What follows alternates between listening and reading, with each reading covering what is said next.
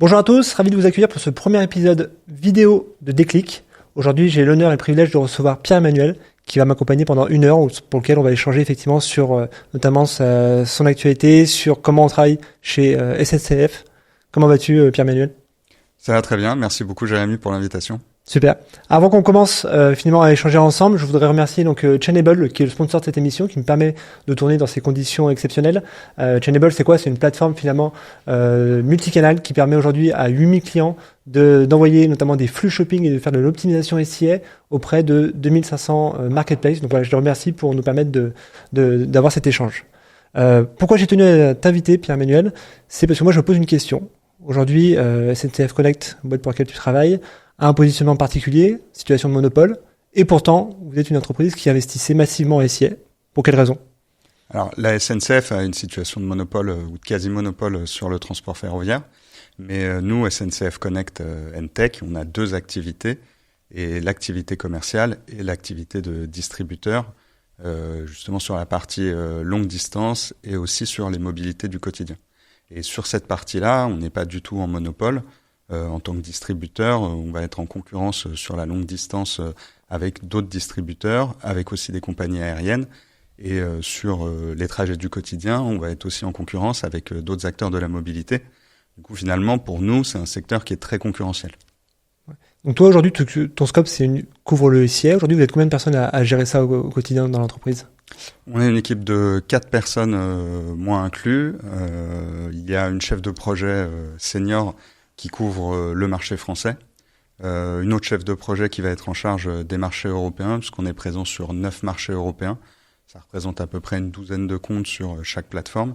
Et puis, on a aussi une chef de projet junior qui, elle, va être en charge de notre participation en fait, sur les opérations commerciales et aussi, du coup, de coordonner toutes les demandes d'assets créatifs et de s'assurer, en fait, de la cohérence de nos assets créa avec les évolutions de notre charte graphique et aussi avec finalement les créas que vont utiliser d'autres leviers comme le display par exemple. Très bien. Depuis 2-3 ans, on voit que le search a fortement évolué. Nos métiers aussi ont évolué. Moi, typiquement, le temps que je passais à faire des choses, typiquement sur la création d'annonces, sur l'identification de mots-clés, c'est du temps qui tend à réduire. Et je passe plus de temps à faire d'autres choses. Toi, aujourd'hui, par exemple, c'est quoi un peu ta routine à toi ou celle de l'équipe ? Où est-ce que vous passez votre temps et finalement où est-ce qu'est le focus aujourd'hui pour SNCF Connect ? Nous, le focus, justement, comme tu l'as dit, va être moins sur l'opérationnel et de plus en plus sur l'aspect stratégique et plus pilotage. C'est vrai que cette compétence et cette expertise opérationnelle, en fait, elle est importante pour aussi comprendre comment la plateforme, comment Google va réagir, comment Bing va réagir, parce qu'il y a beaucoup d'automatisation, comme tu le sais. Et c'est vrai que sans cette connaissance-là, tu peux prendre des mauvaises décisions ou des mauvais choix de pilotage. Mais c'est sûr que au quotidien, ou en tout cas de manière hebdomadaire ou mensuelle, on va essayer justement d'être plus sur du pilotage budgétaire, sur de la priorisation de projets et aussi beaucoup plus de test and learn qu'on intègre dans notre routine quotidienne. Et justement, toi, sur quel KPI majeur tu es challengé ? On t'attend sur quoi aujourd'hui dans l'entreprise ? Alors, historiquement, on attendait plutôt le SIS sur la rentabilité, vu que c'est un levier qui est plutôt bas de funnel, comme tu le sais. On cherchait vraiment à optimiser, voire même suroptimiser la rentabilité, tout en gardant un niveau de contribution au volume d'affaires assez élevé. C'est-à-dire que tu remontais finalement le prix des billets que tu vendais, tu remontais dans Google et tu essayais de maximiser cette valeur-là ? C'est ça avant ? C'est pas exactement ça. Nous, on essayait de maximiser en fait notre rentabilité sur la marge. On travaille avec un taux de marge moyen en fait sur l'ensemble des produits. Mais pour en fait optimiser cette rentabilité, on s'est rendu compte que le marché avait évolué et la concurrence aussi évoluait et que peut-être que maintenant c'était trop contraignant en fait et ça nous permettait pas finalement de maximiser l'incrémentalité du levier. Et c'est pour ça que depuis l'année dernière et encore plus cette année, on a arrêté, on va dire, ce pilotage au ROI et on va regarder plutôt le coût de distribution. Donc, au bornes du SIA, c'est-à-dire en fait en gros divisant ton budget par le chiffre d'affaires qui est attribué au levier du SIA, et puis aussi en regardant le coût de distribution marketing au global. Ça te permet d'avoir des objectifs, en fait, des sous-objectifs différents dans ton pilotage, parce qu'il y a un certain nombre de produits qui sont nouveaux en fait en termes de distribution, qui sont peut-être moins connus. Sur ces produits-là, on va avoir un pilotage qui va être moins héroïste, mais qui va être plus axé sur du CPA, des niveaux de CPA à pas dépasser, ou aussi peut-être un CPA première commande, parce qu'on va considérer que certains clients, ils ont une lifetime value à un niveau X, et que du coup, nous, on est prêt à mettre plus cher pour en fait acquérir ces nouveaux clients. Et du coup, en regardant le cost au global, c'est ça qui va nous permettre de mieux estimer l'incrémentalité du levier, alors qu'avant, on valorisait plutôt l'attribution en fait, du chiffre d'affaires au levier. Okay. Et est-ce que tu es challengé aussi sur le taux de remplissage de certaines destinations ? Alors, pas directement, parce que le taux de remplissage, c'est pas un indicateur auquel on a accès. C'est un indicateur qui est côté SNCF, au même titre que la gamme tarifaire. Et du coup, nous, en tant que distributeurs, comme tous les autres distributeurs, on n'a pas accès à ces informations. Donc forcément, nous, on va essayer de maximiser nos parts de marché, nos ventes. Côté de notre direction commerciale, on a un suivi des ventes qui se fait au global, mais qui se fait aussi par route et par ligne de produit. Et du coup, on va se synchroniser en fait par rapport à nos objectifs de croissance avec cette direction commerciale pour aligner notre stratégie SIA sur finalement les besoins qu'on va avoir à développer certaines routes chaque année finalement. Tout à l'heure, tu mentionnais effectivement que avec le machine learning, finalement, l'automatisation, c'était des choses effectivement que vous aviez mis en place. Je comprends qu'il n'y a pas eu de réticence finalement chez SNCF d'aller vers cette direction. Souvent dans les grands groupes, il peut y avoir une réticence sur le partage des données, notamment les données first party, les données clients. On dit non, c'est pas touche, ça c'est gardé. Est-ce que toi, c'est des éléments que tu utilises au quotidien ? Est-ce que tu les intègres finalement dans tes campagnes ? Oui, c'est des éléments qu'on intègre dans les campagnes. Justement, nous, on intègre alors principalement en tant que signaux nos audiences first party. On a la chance d'avoir un bassin d'audience qui est très large du fait qu'on est quand même très connu par les Français notamment. Et du coup, on n'a pas de réticence en fait à intégrer ces signaux-là.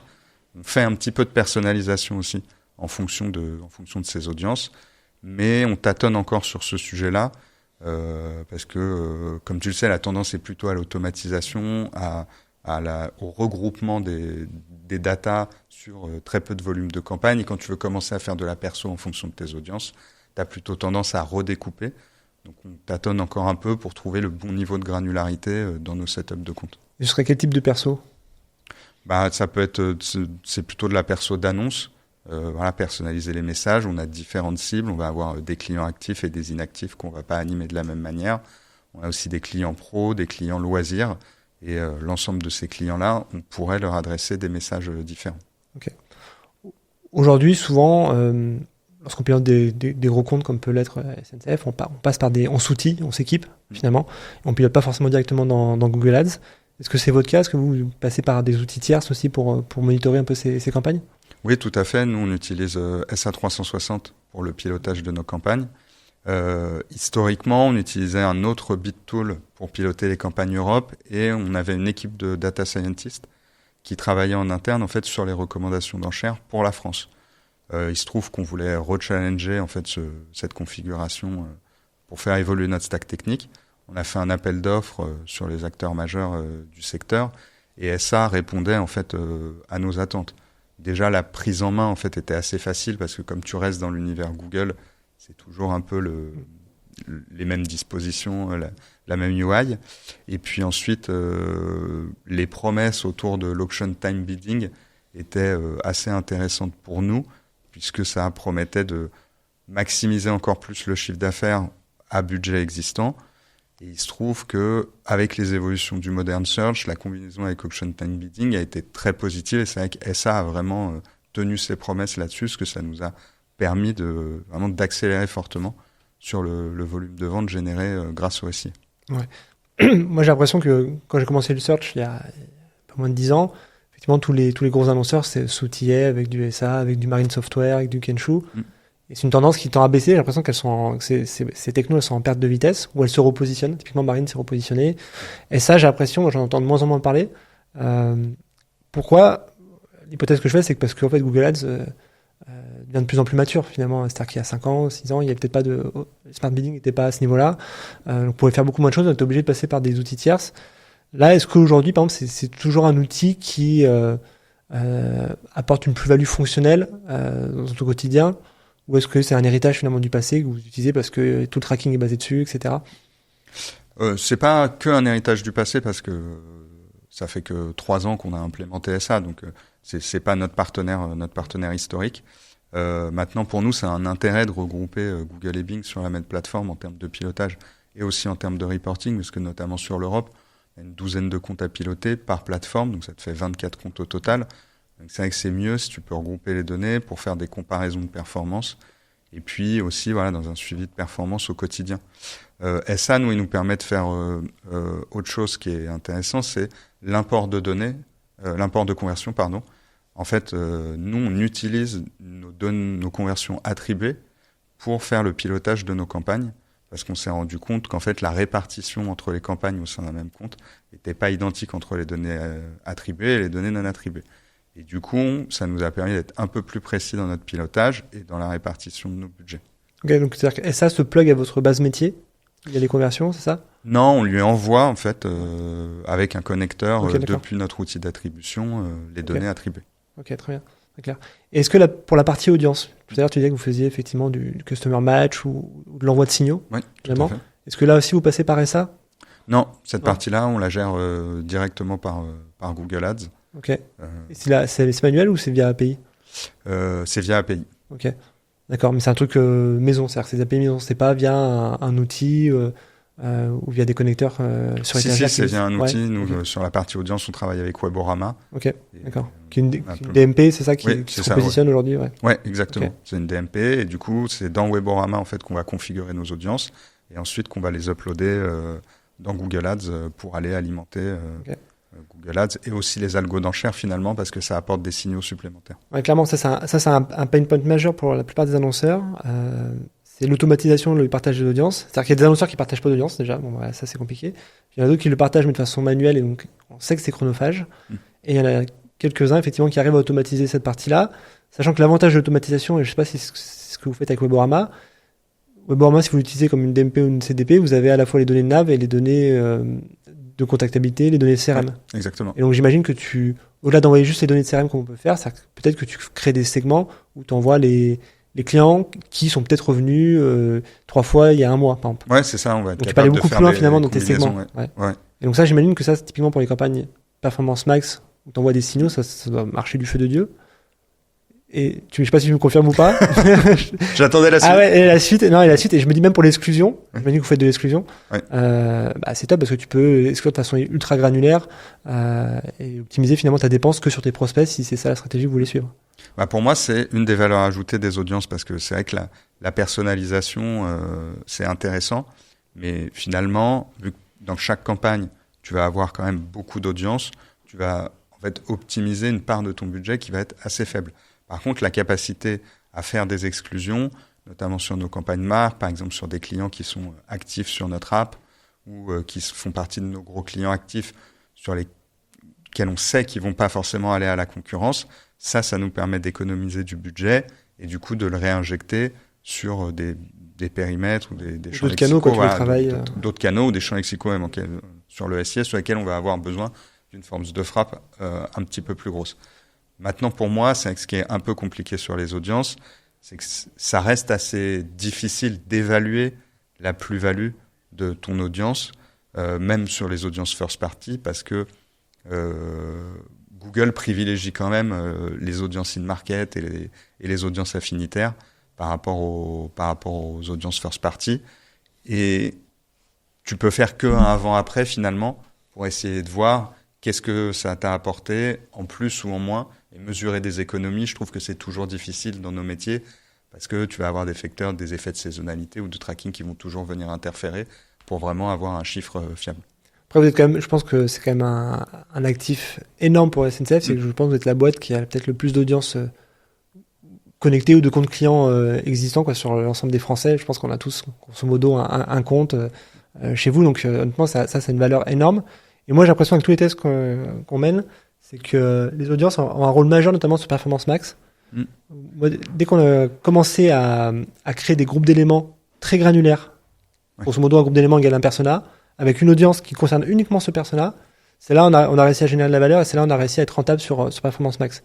Et donc toi, je me dis, avec, je sais pas combien, c'est peut-être une donnée confidentielle, donc peu importe, mais avec plusieurs millions ou une dizaine de millions de comptes, tu peux aller vers cette granularité et finalement avoir quasiment un groupe d'éléments par typologie de client.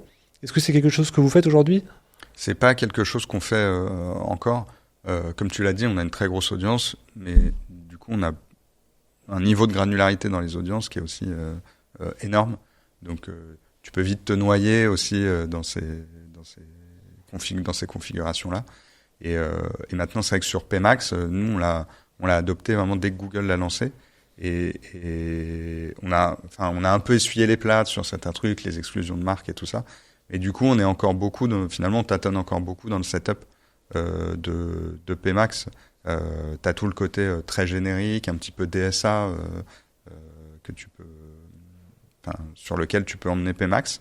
Mais nous, il y a aussi tout le sujet des routes, comment tu adresses les routes, est-ce que tu arrives à personnaliser justement les messages en fonction des origines-destinations recherchées par les clients. Et c'est vrai que si tu démultiplies ça par le nombre d'audiences, tu vas te retrouver avec un truc qui est très très dur à piloter. Donc on n'a pas encore creusé ça. On alimente en fait pour le moment avec les audiences, mais on segmente pas encore beaucoup nos campagnes. Et aujourd'hui, la majorité de l'investissement, il est pas sur PMax, de ce que je comprends, c'est ça ? Non. Okay, c'est un petit canal aujourd'hui. Pardon ? C'est un petit canal aujourd'hui encore ? Je dirais pas que c'est un petit canal, ça fait partie des campagnes, ça fait partie de notre périmètre hors marque. C'est un bon contributeur sur certaines choses. Maintenant, il faut être très vigilant finalement sur les insights de requêtes sur lesquelles tu te positionnes, parce que voilà, tu peux te rendre compte que si tu quadrilles pas vraiment le ciblage de PMax, tu vas ressortir finalement sur des requêtes très génériques, tes top requêtes à toi sur lesquelles t'as pas envie de positionner PMax. Et du coup, nous, on se concentre aussi beaucoup là-dessus. Parce que notre marque SNCF Connect étant très forte, quand tu fais des ciblages de pages web du site, enfin de l'URL du site, pardon, finalement, PMax va quand même nous positionner sur des requêtes marques ou sur une partie de requêtes marques. Parce qu'il considère qu'en fait, notre marque est tellement légitime sur l'ensemble des requêtes que du coup, il va toujours avoir tendance à laisser une petite part de marque. Et ça, c'est ça qu'on essaie de contrôler de plus en plus, notamment en ce moment. Ok. Un des enjeux sur PMax aussi, c'est d'être en capacité finalement de produire de façon industrielle toute la partie créative, que ce soit bannière et vidéo. Aujourd'hui, ça, c'est des choses que vous avez craqué déjà, que vous êtes en capacité de livrer de façon assez soutenue.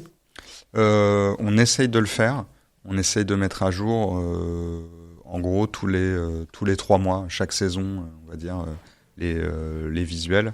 Maintenant, c'est vrai que c'est arrivé dans le SIA, la production d'assets créa, de manière assez rapide. Et nous, on travaille avec un studio créa en interne qui, lui, du coup, couvrait déjà tous les besoins et du site et des autres leviers plus consommateurs de créa historiquement, tels que le display. Et donc, on a dû s'intégrer dans cette routine-là. Maintenant, on le fait. Mais je pense qu'on pourrait aller encore plus loin. Et je pense que justement, l'IA, tout ce qu'a présenté Google fin d'année 2023, devrait aussi permettre justement d'améliorer cette production, en tout cas de gagner en productivité sur les assets créa, et aussi de faire plus d'A/B tests. Parce que c'est vrai que du coup, on fait peu d'A/B tests créa côté SIA, alors que c'est une routine qui fait vraiment partie du quotidien du display, par exemple. Ouais, clairement, c'est un shift énorme que j'ai vu sur les consultants SIA. C'est-à-dire qu'historiquement, nous, on est abreuvé à de la sémantique pure, que ce soit mots-clés ou annonces. Et là, depuis 2-3 ans, ceux qui se contentent de faire ça, on voit très vite qu'ils sont déclassés. Et que maintenant, moi, j'ai l'impression que le nerf de la guerre, il est vraiment sur la partie créa. Moi, je l'ai identifié comme étant la top priorité chez moi, notamment sur la partie vidéo. Autant la partie créative bannière, on a réussi à craquer le sujet, on arrive à livrer, tous les mois, tous les 2 mois, on arrive à renouveler le stock. Pas facilement, mais en tout cas, on arrive à trouver une routine. Autant sur la vidéo, on n'a pas encore trouvé tout à fait le truc. Et j'ai l'impression que ça apporte beaucoup de valeur et ça permet d'être de passer devant la concurrence. C'est-à-dire qu'il y a peu d'acteurs aujourd'hui qui sont capables de faire ce qu'on vient de dire, d'avoir des assets créatifs en nombre volumineux et renouvelés assez fortement. Sur les outils d'IA, évidemment, ça va nous aider. Là, hier, je crois qu'il y a l'outil d'IA qui est mis à disposition dans DomEngine pour générer je sais pas si tu as eu le temps de jouer avec, c'était juste hier, mais On voit qu'il y a des choses, c'est perfectible, c'est critiquable, etc. Mais en tout cas, on voit qu'il y a des outils qui sont mis à disposition des consultants SIA, et ça, c'est top. Je trouve que ça va dans le bon sens. Et ça va apporter énormément de valeur, je pense, à nos campagnes. Hein. D'autant qu'on voit la SERP qui évolue, avec de plus en plus de visuels, d'infographies, de résultats enrichis. Donc ça, c'est clairement un sujet à craquer. Moi, il y a un autre sujet qui m'intéresse aussi à évoquer avec toi, c'est toute la partie réglementaire. Il y a à la fois un sujet réglementaire qui a concerné tout le monde, c'est DEMA. Je crois que c'est le 6 mars. Moi, ce que j'ai constaté, c'est il y a des audiences chez moi qui ont été fermées, qui ont chuté, voilà, du jour au lendemain. Je sais pas si, et donc il y a des campagnes Performance Max typiquement, qui ne diffusaient quasiment plus. Je sais pas si toi tu as constaté un peu ces variations. Non, nous on n'a pas eu ces impacts-là. On a plus eu d'impact sur SA, parce que du coup ça a changé des choses, notamment sur l'import de conversion côté SA. Ça a changé quoi alors ? Beaucoup d'annonceurs. Et ça a changé la méthode d'import de conversion. Et du coup, ça a créé des ralentissements, et ce qui faisait qu'on avait du retard en fait sur les conversions qu'on envoyait, donc elles reflétaient pas vraiment les performances. Et on a dû réajuster par rapport à ça. C'était plutôt sur cette partie-là on a dû mettre le focus pour vraiment être attentif. Et sur les audiences, j'ai pas vu trop d'impact de notre côté. Et sur la partie Google Maps, on a vu que Google Maps aujourd'hui est plus accessible depuis la SERP. Maintenant, faut aller directement, faut taper Google Maps. Dans Google Maps, on a les trajets en train qui peuvent être référencés. Alors c'est un peu peut-être plus loin de ton domaine, mais est-ce qu'il y a eu un impact également là-dessus ? Non, on n'a pas vu d'impact majeur, en tout cas pour le moment, ni côté SIA sur justement les requêtes de route ou même de mobilité du quotidien, ni côté du SEO. Ok. Et maintenant sur la partie juridique interne, est-ce qu'il y a des choses sur lesquelles vous vous interdisez d'avancer parce que vous êtes une grande boîte ? Alors j'ai plus en tête le statut, c'est semi-public, c'est ça ? Non, nous on est une société privée. Société privée, d'accord. Est-ce qu'il y a des choses sur lesquelles vous voulez pas faire ? Typiquement, moi j'ai en tête lorsqu'il y a des grèves, par exemple à la SNCF, ce qui arrive peu, et il y a des concurrents typiquement qui se positionnent tout de suite, qui vont acheter le mot grève. Ouais. Ça peut être du Blablacar, ça peut être je sais pas quoi, et qui vont capitaliser là-dessus. Donc c'est des pratiques un peu offensives, je trouve. Est-ce qu'il y a des choses que vous faites ou vous vous interdisez dans cet esprit-là ? D'un point de vue juridique, ça va plus concerner l'aspect du tracking, mais tu vois, typiquement, nous, on avait beaucoup échangé sur le sujet de Consent Mode avec Google, assez tôt, je crois, dès début 2021. Mais à l'époque, en fait, on allait avoir le rebranding de Oui SNCF vers SNCF Connect qui est arrivé début 2023. On a des taux de consentement, on a la chance d'avoir des taux de consentement qui sont très élevés. Donc finalement, on n'avait pas ce besoin, tu vois, d'extrapolation des conversions. Donc on s'était pas autorisé, enfin on s'était pas bloqué, mais on se disait que c'était pas une priorité pour SNCF Connect pour le moment. Du coup, avec DMA, on l'a mis en place justement pour pouvoir continuer d'utiliser nos audiences first party. Et typiquement, le fait d'avoir déjà échangé les années passées de manière assez détendue finalement sur le sujet avec Google, ça nous a permis du coup au moment du DMA et du setup de savoir où on allait, où on mettait les pieds. Le juridique de notre côté, le DPO était déjà sensibilisé finalement sur le sujet. Donc on a pu avancer plus vite. Après, en termes de positionnement stratégique, nous, on ne se positionne pas sur les requêtes informationnelles en SIA. On est très bien référencé sur le sujet, on n'a pas intérêt à se positionner dessus. Par contre, pour reprendre ton exemple des grèves, on ne coupe pas nos campagnes quand il y a des grèves, déjà parce que les grèves, elles n'impactent pas toujours toutes les régions, ou tous les transporteurs de la même manière.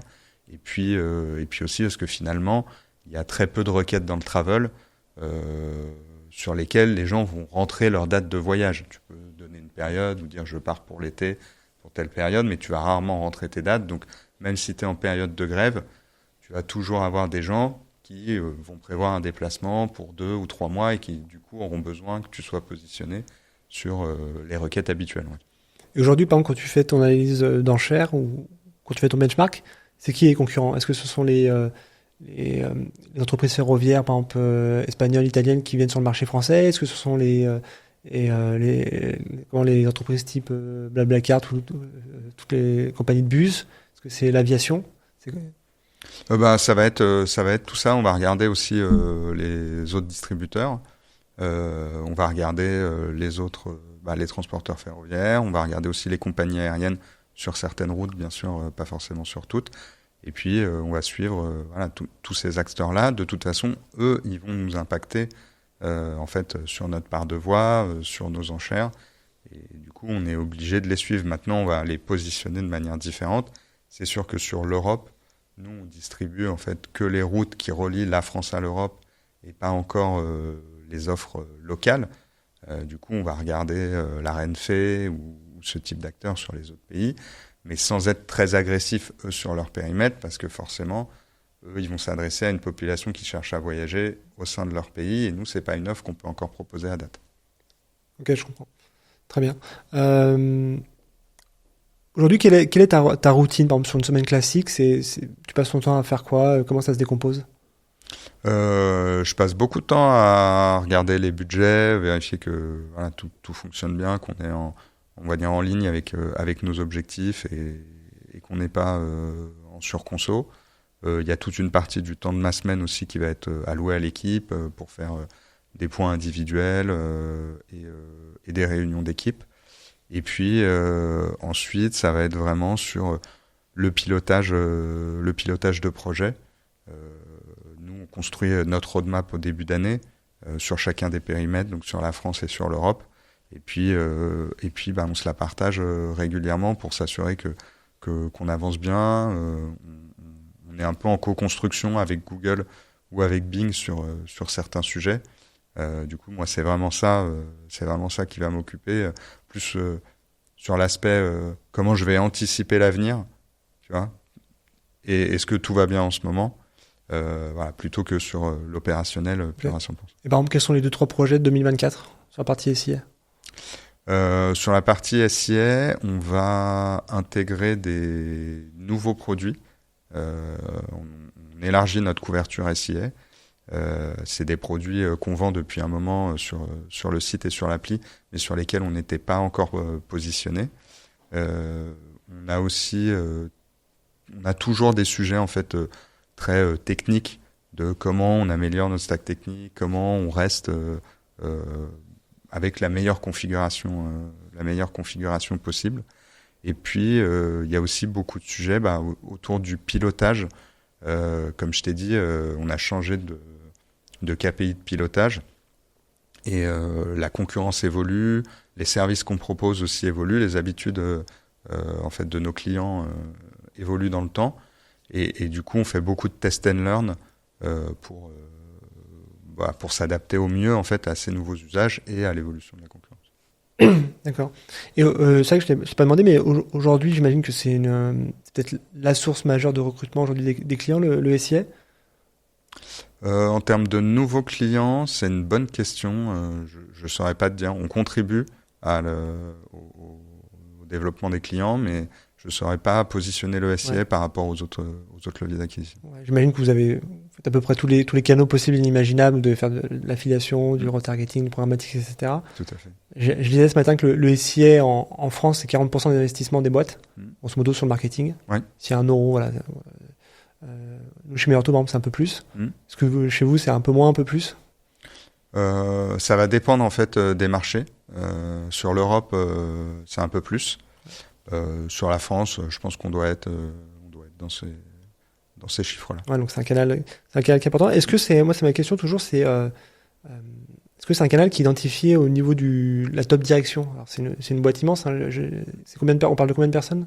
On est 1200. Ouais, d'accord. Ouais. Que l'entité SNCF Connect. SNCF Connect, Entech. Okay. Est-ce que c'est des chiffres qui sont aussi suivis donc au niveau du codir ou de la direction? Oui, bien sûr. Ouais, c'est des chiffres qui sont suivis de près et sur la partie SIA pure et sur la partie aussi applicative, parce qu'au sein de l'équipe, on gère aussi la visibilité sur l'Apple Store via Apple Search Ads et c'est des KPI qui sont suivis au niveau de la direction. Est-ce que ton patron connaît l'existence de Performance Max? Il connaît l'existence de Performance Max. Tu vois, je suis content que tu me dises ça parce que le mien aussi. Et c'est un constat que je me fais que j'ai jamais fait, c'est que dans les boîtes de taille moyenne, voilà, plusieurs milliers de personnes, Google est quand même bien identifié et Google Ads et les équipes sont bien identifiés et les patrons, souvent, et les patronnes, elles savent ce que c'est un CPL cible, elles savent ce que c'est un ROAS cible, elles savent ce que c'est Performance Max, donc ça, moi c'est le cas aussi chez moi où je travaille. Donc ça m'étonne pas ce que tu dis. Donc c'est comme quoi voilà, c'est vraiment un canal qui est quand même très bien identifié, qui apporte de la valeur, et voilà, qu'il faut suivre comme le lait sur le feu. Très bien. Après, il faut un peu, enfin pour compléter, il faut quand même un peu faire d'évangélisation, je trouve, sur vraiment le fonctionnement du SIA, parce que comme on entend beaucoup parler de l'IA et on entend beaucoup parler de Google aussi avec l'IA, peut-être parfois certaines personnes ont tendance à penser que maintenant le SIA, t'arrives, n'importe qui peut faire du SIA et il suffit de cliquer. C'est pas le cas, c'est pas magique. Cliquer sur un bouton et t'attends que finalement les conversions tombent le reste de la journée. Ah ouais, c'est comme ça que je le vends en interne. Ouais. C'est pour ça que je suis là aujourd'hui. Non, mais t'as raison, effectivement. Bah, c'est aussi après le discours de Google de dire on simplifie autant que faire se peut la plateforme pour enlever les barrières à l'entrée. C'est-à-dire qu'il y a 10 ans, toi je crois que on a commencé grosso modo à peu près en même temps, c'était pas du tout les mêmes profils de consultants, c'était des profils, j'ai trouvé qui étaient plutôt école d'ingénieur, plutôt matheux, des personnes qui travaillaient que dans des fichiers Excel. Aujourd'hui, je trouve les campagne managers, c'est pas du tout ce profil-là, ou un peu moins en tout cas. Pour Google, c'est un bon Swift parce que ça permet effectivement d'accroître sa base d'annonceurs. C'est ce qui est très bien réussi Facebook. Facebook, aujourd'hui, si on veut lancer une campagne, le boulanger du coin, et je le dis avec respect, en 2 clics, il peut sponsoriser son post sur Facebook. Et je pense que Google s'inspire de ce modèle-là en simplifiant au maximum sa plateforme. Donc je pense que d'un point de vue stratégie entreprise, c'est plutôt bien pensé, mais du coup, ça me fait une bonne transition. Tu parlais d'IA. J'imagine que tu suis un peu comme moi ou comme tous les confrères de l'actualité. 2 choses sur l'IA. Est-ce que tu penses que Google a bien pris le virage de l'IA? Et deuxièmement, en termes d'usage, pour les équipes SIA, quels sont un peu les 2-3 use cases que tu vois qui pourraient être intéressants à creuser, soit aujourd'hui, soit demain? Moi, je pense que le virage de l'IA, il est bien pris par Google, même si, pour moi, peut-être que l'acteur qui a le plus à tirer de cette évolution, c'est peut-être Bing, finalement.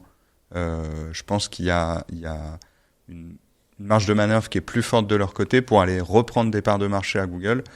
Finalement, Google est en position de leader, c'est peut-être moins un game changer pour lui, et les gens vont peut-être être moins enclins à tester des nouvelles choses parce que tout le monde a ses habitudes sur la partie recherche de Google.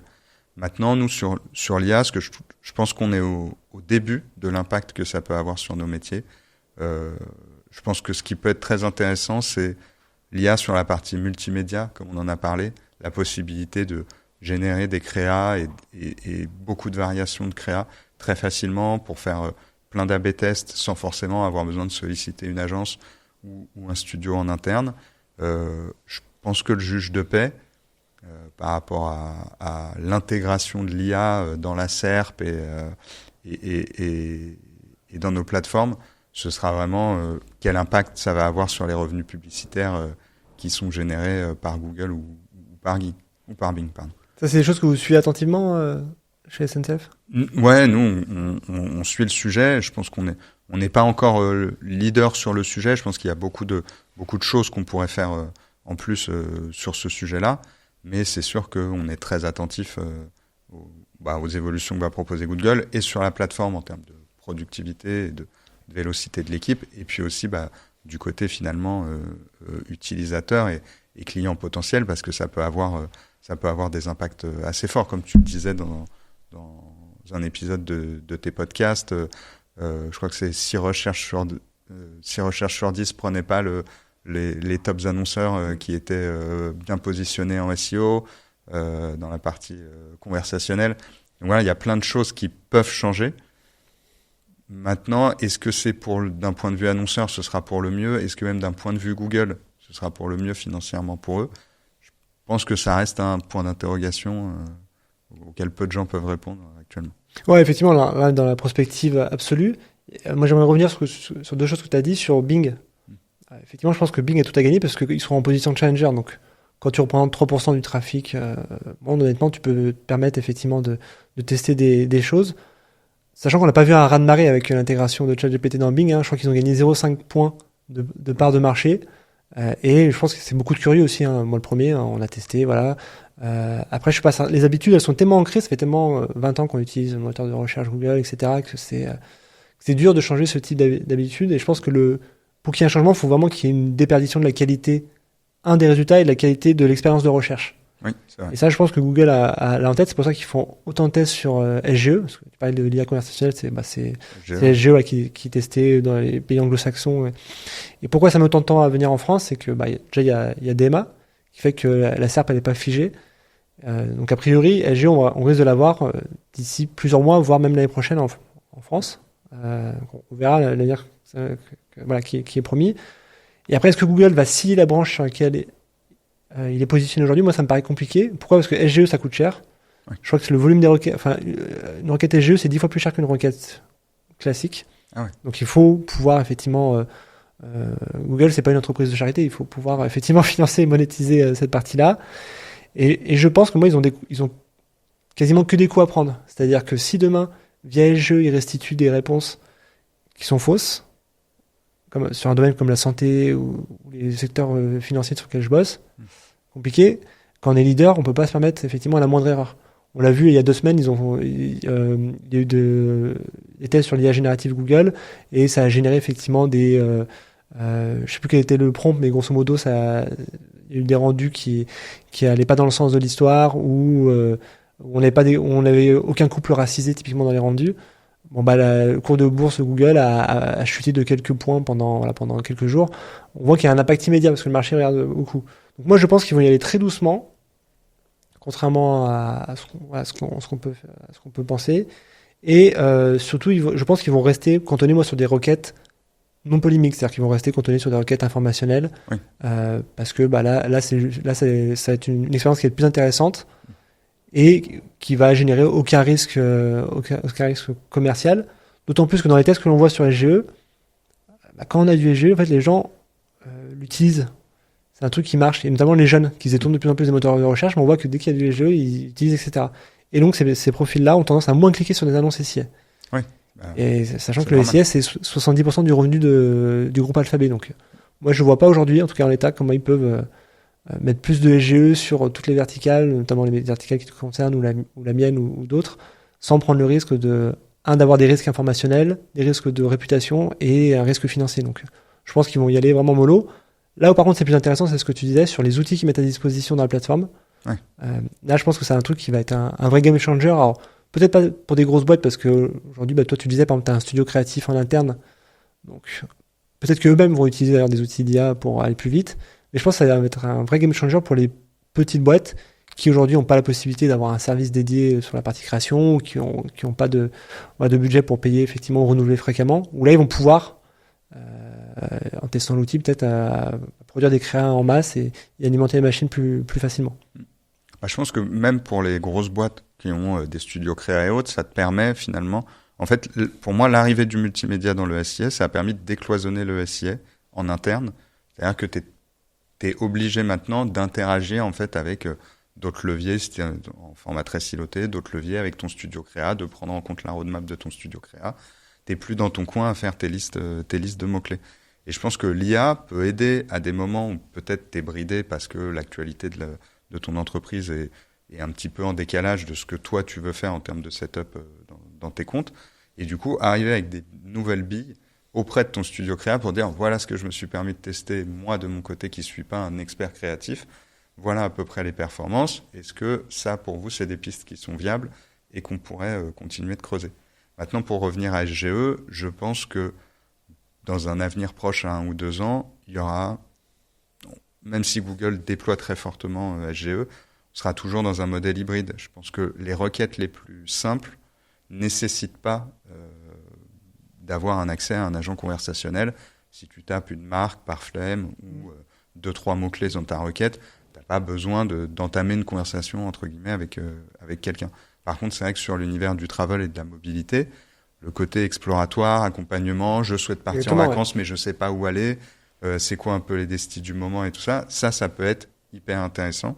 Mais comme tu le dis, à voir comment Google va arriver à garantir la qualité et la véracité de la donnée, tout en essayant d'intégrer finalement les liens commerciaux qui font son fonds de commerce depuis des années. J'ai l'impression que par exemple en ce moment ils font un peu machine arrière sur les verticales de l'hôtellerie, sur du booking de voyage par avion. Le Google Flight effectivement est un peu challenger en ce moment. Donc je pense que ton secteur va être au centre, en tout cas, tu vas être l'un des plus exposés effectivement à la fois à SGE et à DMA, où l'évolution de la SERP va fortement vous impacter. Sur un autre sujet, moi j'ai remarqué souvent en échangeant, à force d'échanger un peu avec les consultants ici, on était tous un peu monomaniaques, on avait tous des fois des lubies. Moi, ma lubie, c'est les exclusions de mots-clés, par exemple. D'accord. Puis, vraiment, j'adore ça et je trouve que ça apporte beaucoup de valeur, même si c'est très pénible à faire. Ce qui va à l'encontre des best practices de Google. Évidemment, mais des fois, c'est bien d'aller à l'encontre un peu de ce qui est écrit. C'est-à-dire que c'est toujours la différence entre la théorie et le réel. Voilà, moi, je préfère le réel, mais effectivement, Google me chahute beaucoup là-dessus en me disant faut pas le faire, mais bon, voilà, moi, je trouve que ça apporte de la valeur.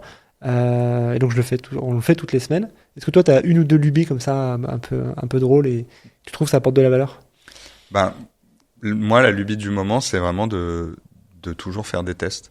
On l'a mis en place avec l'équipe l'année dernière. On essaie de faire au moins un test par mois sur chacun des marchés. Via le module test, par exemple? Pas forcément via le module test, mais de tester une nouvelle feature, une fonctionnalité, une configuration différente ou un A/B test. Et du coup, ça peut paraître peu sur le papier, mais à la fin de l'année, en fait, tu as 24 tests sur lesquels tu te dis, quand tu fais le récap, OK, il y en a peut-être la moitié sur lesquels on a déployé quelque chose de nouveau, d'autres moitiés sur lesquelles on ne sait pas. Et en plus, ça te permet d'historiser finalement cette donnée pour, si tu retestes des choses dans 6 mois ou 1 an, parce que ça évolue quand même assez vite de nos jours, te dire, il y a 6 mois, ça ne fonctionnait pas, et maintenant, finalement, ça fonctionne. Donc, moi, c'est un peu ma lubie du moment. Et je suis très sur la veille concurrentielle aussi. Je trouve que quand tu es chez un annonceur, le risque, c'est de t'enfermer vraiment sur ton périmètre et sur ton levier à toi. On a tendance à travailler de manière assez silotée chez SNCF Connect, ce qui n'est pas forcément un défaut, parce que chaque personne est expert de son levier, et du coup, ça crée des équipes où on n'échange pas forcément autant qu'on le devrait. Et du coup, j'insiste vraiment auprès de l'équipe pour qu'ils participent à des conférences, qu'on échange avec d'autres annonceurs, qu'on vérifie vraiment toutes les semaines ce qui se fait sur le marché. Et c'est vrai que je suis un peu monomaniaque là-dessus, parce que je trouve que ça permet de rester connecté, en tout cas, à son écosystème. Et comme tu l'as dit, tu vois, de pas passer à côté d'informations. Ouais. Ça, c'est très vrai, je trouve, quand tu es annonceur. Moi, j'ai fait de l'agence, et là, je suis annonceur. Quand tu es en agence, tu travailles avec 10 personnes qui font la même chose que toi. Ouais. Donc, tu échanges, le midi, tu échanges là-dessus. Enfin, tu es baigné là-dedans. C'est un peu comme une prépa. Moi, j'en ai jamais fait, mais j'imagine que c'est comme ça, quoi. C'est-à-dire que tu as une émulation et donc, tu as une courbe d'apprentissage qui est exponentielle. Quand tu es chez un annonceur, il faut que tu acceptes de perdre un peu en expertise première. Parce que tu élargis, finalement, tu progresses horizontalement, entre guillemets, sur, tu disais, de la chefferie de projet, sur du tracking, sur je sais pas quoi. Et donc, souvent, en fait, tu es le seul référent, entre guillemets, de ton métier. Alors, vous avez la chance d'être 4, ce que tu disais. Mais moi, je trouve que c'est une vraie plus-value de rester connecté à l'écosystème et à ses concurrents. Moi, j'échange beaucoup avec mes homologues, mes concurrents.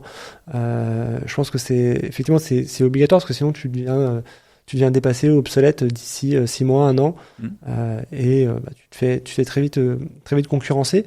Je voudrais revenir sur la partie test, ça c'est un point important. Est-ce que tu as un ou deux résultats de test ou tests positifs, effectivement, qui a marché à nous partager? Qu'est-ce qu'on a testé qui a fonctionné? Après, c'est vraiment, on fait beaucoup de tests opérationnels. Là, il n'y a pas eu de très très gros tests qui ont été effectués. J'ai pas de choses vraiment clés à partager en ce moment, mais c'est plus la récurrence en fait des tests qui va faire que on a vraiment beaucoup de données. Et moi, je trouve ça très important de se baser sur les données. T'as forcément, quand tu crées une campagne, le point de départ est forcément biaisé parce que tu vas y mettre toi ta perception du bon message, du message clé.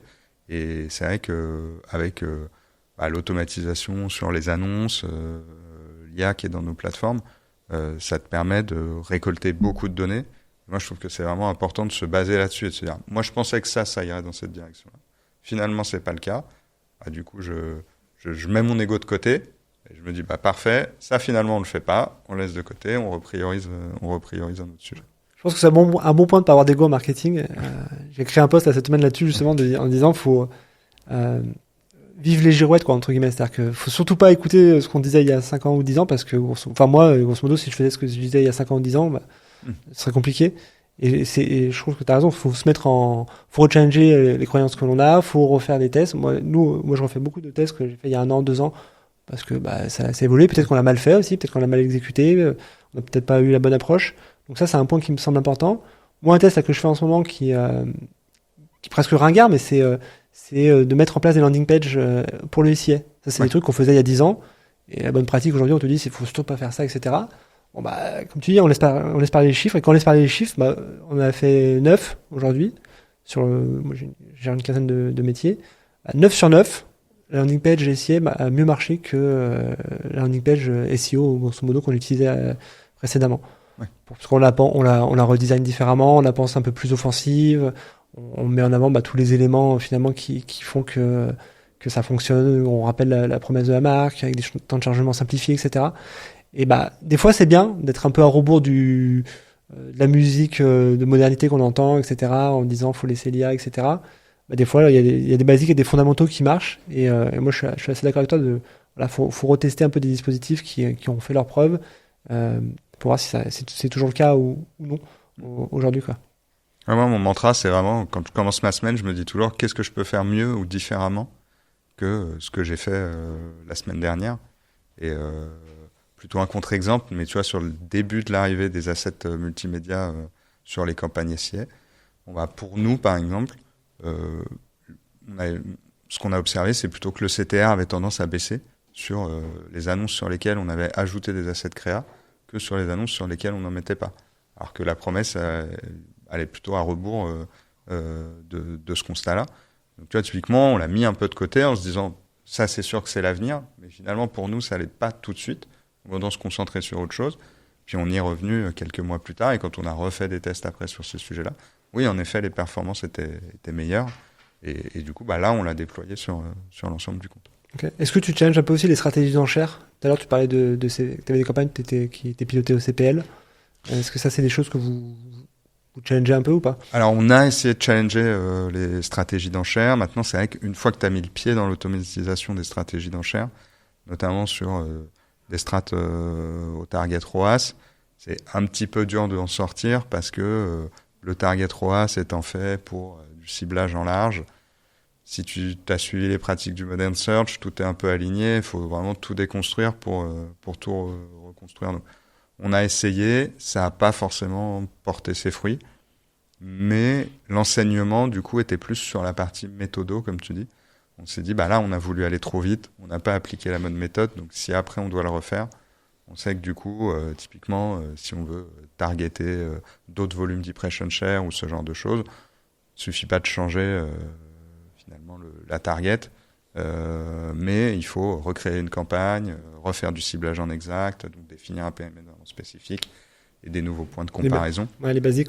Voilà, les basiques. Donc finalement, on a appris quand même quelque chose en faisant ce test, même si on l'a mal fait. Moi, il y a 2 trucs que j'ai appris récemment, ce qu'on apprend toujours, c'est j'utilise un peu de CPL et un peu de ROAS, et effectivement, je le pilote avec la synchronisation des conversions offline. Et pendant quelques jours, l'API est tombée. Donc, il n'y avait plus de remontée, donc on fait les trucs classiques, on exclut la période de date, etc. Et en fait, une fois que l'API a été rebranchée, les campagnes OCPL sont reparties tout de suite, et les campagnes de ROAS ont mis 3 jours, 4 jours à repartir, quoi. Okay. Alors que c'est des campagnes qui sont vendues comme étant ultra automatisées, avec de l'IA, etc. Ouais. Et en fait, tu te dis, c'est quand même fou à quel point alors même que tu te dis, ne prends pas en compte cette période-là, les campagnes, elles étaient plantées de façon définitive, entre guillemets. Ouais.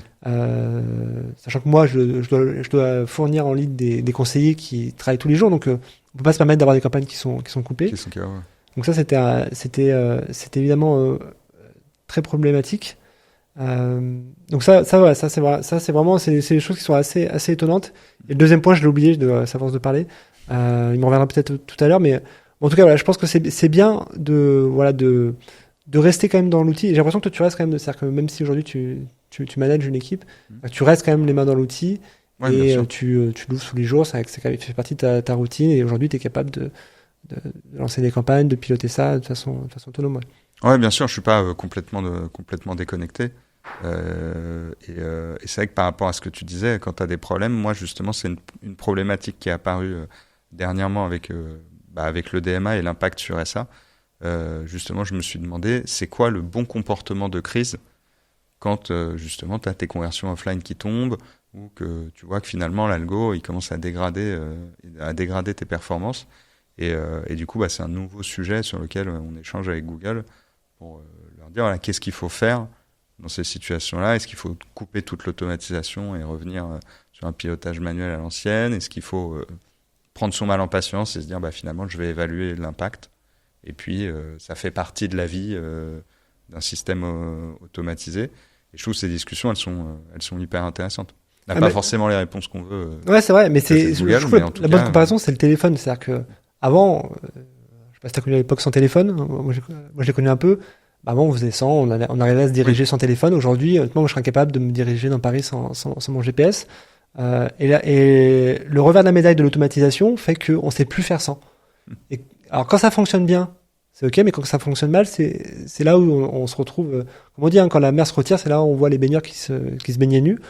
Et je trouve, moi, j'ai eu clairement ce sentiment de dire, mince, je pensais que je faisais tout bien, et en fait, j'avais pas d'alerting, donc j'ai mis un jour à m'en rendre compte. J'avais pas de reprise de données, c'était l'affolement, comment on fait, etc. Et je pense qu'il y a alors moi je suis très pour l'automatisation, le smart bidding, c'est pas le sujet, au contraire je trouve que c'est très bien, mais il faut qu'on arrive à mettre en place un garde-fou, moi le premier, mais je pense la plupart de mes confrères et peut-être toi aussi, parce que quand ça marche pas, et ça arrive, ça reste des modèles effectivement perfectibles, comment on fait pour continuer? Avant, avec du CPC manuel, il n'y a pas de souci, ça marchait toujours, honnêtement, il y avait zéro problème. Là, maintenant, dès qu'on n'arrive plus à alimenter la machine ou dès qu'on l'alimente mal, en fait, c'est une machine, donc elle reproduit exactement ce qu'on lui injecte. Et donc, je trouve que c'est un vrai risque, surtout quand on est très dépendant du search, comme la plupart des boîtes en France. Donc ça, c'est un truc qu'on sous-estime encore et on n'a pas craqué le sujet. Je trouve que comme tu dis, les réponses de Google, elles sont, honnêtement, j'ai contacté le support, peut-être ça a dû le faire aussi, c'est un enfer, quoi. C'est support. Alors c'est un support en anglais qui met 3 jours à répondre, avec une adresse qui s'appelle Google API, etc. Ça reste du SaaS, donc on a ce niveau de qualité. C'est pas forcément ce que tu attends quand tu es en situation de crise. C'est ça. Et en fait, j'ai l'impression que personne trop dans la réponse, quoi. Les agences non plus. Enfin, on n'est pas. Moi, je gère aussi la partie CRM. Je vois qu'on a un problème au CRM.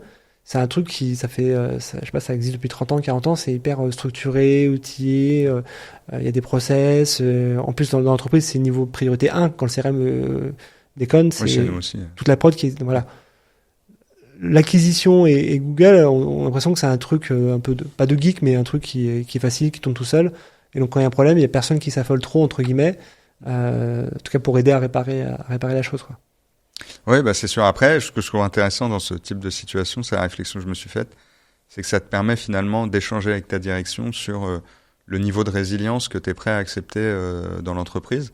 Et ça, c'est une autre perspective. C'est-à-dire, pour moi, si tu te dis, dans ce type de situation, je suis pas capable de trouver des solutions avant J+5, où le problème ne sera pas résolu avant J+5. Du coup, ça te permet d'évaluer l'impact, d'échanger avec la direction, le codir ou le CMO, de dire, voilà, le risque qu'on a avec ce setup, c'est que peut-être 1, 2 ou 3 fois dans l'année, on soit en perte de vitesse à hauteur de tant de centaines de milliers d'euros, de millions d'euros de chiffre d'affaires. Est-ce qu'on est prêt à prendre ce risque pour continuer d'accélérer finalement et de suivre la tendance? Ou est-ce qu'on considère que si ça tombe sur la mauvaise période, c'est trop dangereux pour nous? Et du coup, on préfère aller plus doucement le reste de l'année, mais être capable d'avoir une situation de repli qui soit plus favorable en période de crise. Ouais, c'est un bon point, effectivement. C'est un arbitrage que tu fais. Après, tu acceptes de prendre ce risque, ou en tout cas cet impondérable. Il y a un autre risque, moi, que je vois qui est sur un sujet connexe, c'est aujourd'hui, on sait que être numéro 1 en SEO aujourd'hui n'a pas la même valeur qu'il y a 5 ans ou 10 ans. Parce qu'aujourd'hui, les SERP, il y a plus d'annonces SIEC en haut de page, il y a des résultats enrichis, il y a des positions zéro, il y a des cartes Google qui remontent, des Google Actu, etc. Ce qui fait qu'on a la position pixel finalement qui tend à baisser. Oui. Et surtout sur du mobile, où on est obligé de scroller, etc. Donc potentiellement, à position constante, le flux SEO a tendance à baisser. Alors, je ne sais pas si c'est le cas avec SNCF Connect, parce qu'il y a peut-être des volumes de requêtes qui sont aussi en progression. Ce qui veut dire que si ça baisse, c'est-à-dire que la source tarie, on est obligé de faire un peu plus de payant. Est-ce que ça, c'est quelque chose auquel vous êtes confronté aujourd'hui? Non, pas à date. On est plutôt en croissance sur la partie SEO. Ok, en organique. En organique, ouais. Grâce à des gains de position ou grâce à des augmentations de requêtes, de volume de requêtes? Ça, c'est une bonne question. Je sais que sur certains périmètres, on a des gains de position. Maintenant, il me semble que sur les requêtes marques, on est plutôt en gain de requêtes. Sur la partie hors marque, c'est vraiment dû à des gains de position. Mais nous, la source, je dirais pas que la source se tarit. C'est un peu fort, tu vois, comme postulat. Mais en tout cas, on essaye de créer des synchronisations pour pas non plus, parce que si tu pars de ce postulat-là, tu vas avoir tendance à suraccélérer sur ton SIA, ce qui va faire que du coup, tu vas cannibaliser une partie de ton SEO, et puis c'est un peu un cercle vicieux qui se met en place. Ça, vous le modélisez, la cannibalisation ? Ça, on essaye de alors je dirais pas de le modéliser, mais on le suit, plutôt sur des ajustements avant-après. Nous, typiquement, sur un périmètre marque, par exemple, on va regarder aussi l'évolution de la concurrence. En fonction de cette évolution, enfin de ce positionnement concurrentiel, on va définir, on va dire, notre intensité, tu vois, en termes de SIA, et on va regarder du coup sur le SEO comment les deux réunis, est-ce qu'on arrive à garder de la croissance, ou non. À une époque, on avait essayé de travailler, tu sais, le fameux Graal de la synergie SIA SEO, en se disant si t'es bien positionné en SEO sur certaines requêtes, peut-être que t'as pas à te positionner en SIA. Mais ça, moi, j'ai trouvé que ça allait vraiment trop à l'encontre, en fait, de l'automatisation et du regroupement des données. Et surtout, ça demandait vraiment une synchronisation parfaite entre les deux équipes, une communication parfaite entre deux équipes. Ce qui n'existe pas. Ce qui n'existe pas, parce que chacun a son quotidien. Ah ouais, puis chacun a ses objectifs. Hein. Voilà. Faut être terre à terre, quoi. C'est, chacun et est challengé pour faire mieux. L'économie réalisée était relativement faible par rapport à l'effort, tu vois, que ça allait demander à chacun. Donc ça, on l'a plutôt laissé de côté. Par contre, avec Pmax, avec AK aussi, on va plus échanger avec les équipes SEO sur les évolutions de pages qu'ils vont mettre en place, les évolutions de contenu aussi sur des pages existantes ou des gros carrefours d'audience. Et nous, on va leur partager aussi typiquement quelles sont les meilleures combinaisons d'annonces, ce genre de choses, pour que ça puisse potentiellement venir alimenter des choix de meta-title et autres. Donc, on est plus dans ce mode de fonctionnement-là. Et par exemple, si on veut concurrencer l'aérien, tu vois, on va s'assurer que peut-être sur certaines OD où il y a du vol, dans les pages SEO, du coup, on parle aussi du fait qu'il y ait une offre aérienne en concurrence de l'offre de train pour qu'il y ait une meilleure cohérence côté SIS sur l'alignement, mots-clés, annonces, pages d'atterrissage. Ouais, moi je suis d'accord, j'ai l'impression que la synergie SEO et SIS, c'est un peu un vœu pieux ou une théorie marketing qui, dans les faits, existe peu. Et là où je te rejoins, c'est que sur la partie landing page, c'est quelque chose effectivement sur lequel c'est facile à mettre en place parce que on peut adapter le contenu et faire en sorte effectivement le fait d'avoir un temps de chargement rapide, ça profite aux deux. Le fait d'avoir des pages qui transforment, ça profite aux deux. Le fait d'avoir des pages qui sont friendly avec les bons CTA, avec les revues clients, ça profite aux deux. Donc c'est plutôt là-dessus que je pense qu'il faut passer l'effort. Pas tant effectivement de dire on se répartit le gâteau et on se dit les requêtes génériques plus villes c'est toi, les requêtes générique plus commercial, c'est moi. Là où par contre ça peut faire du sens, moi c'est ce que je fais, c'est sur la partie marque. On a fait du géotargeting, c'est-à-dire on a dit tiens, la marque on l'achète sur la région Rhône-Alpes et on l'achète pas sur la région PACA, on va dire. Ouais. Et on mesure le lift entre les deux, voir s'il y a un déport. Et ce qu'on se rend compte, et franchement, j'ai l'impression que on a tous un peu le même constat, c'est qu'il y a un déport mais il n'est pas à 100%. Oui. C'est-à-dire que tu vas quand même en perdre une partie. Alors que c'est les requêtes marques, normalement tu devrais avoir un déport à 100%, surtout s'il n'y a pas de concurrent. Et je sais pas pourquoi, je pense que c'est un biais cognitif, ce qui fait que les gens, ils ont quand même plus tendance, quand ils voient 2 fois l'annonce, à cliquer quand même sur les deux que s'ils voient qu'une fois l'annonce. D'autant plus qu'avec le SIA, tu peux quand même rediriger, nous qu'on achète la marque, ce qui n'est pas le cas aujourd'hui, mais on redirige pas sur la home, évidemment, on redirige sur un tunnel, sur une page qui est beaucoup plus transformante. Donc ça raccourcit aussi le tunnel de vente. Donc moi je suis d'accord, c'est le nerf de la guerre, il est pas sur les mots-clés, il est sur l'expérience une fois que tu as cliqué, pour faire en sorte d'avoir effectivement peut-être des titles. Par exemple, les titles, ça c'est difficile des fois de faire modifier les titles par le SEO parce qu'ils te disent non, on a mis ça pour bien ranker. Mais le fait d'avoir des titles qui soient aussi pensés pour le SIS, c'est intéressant pour DSA. Ouais. DSA va aller aspirer ces titles et les reprendre. Donc voilà, c'est plutôt là-dessus effectivement qu'il faut réussir à jouer. J'ai l'impression qu'on arrive un peu au terme là, de l'échange.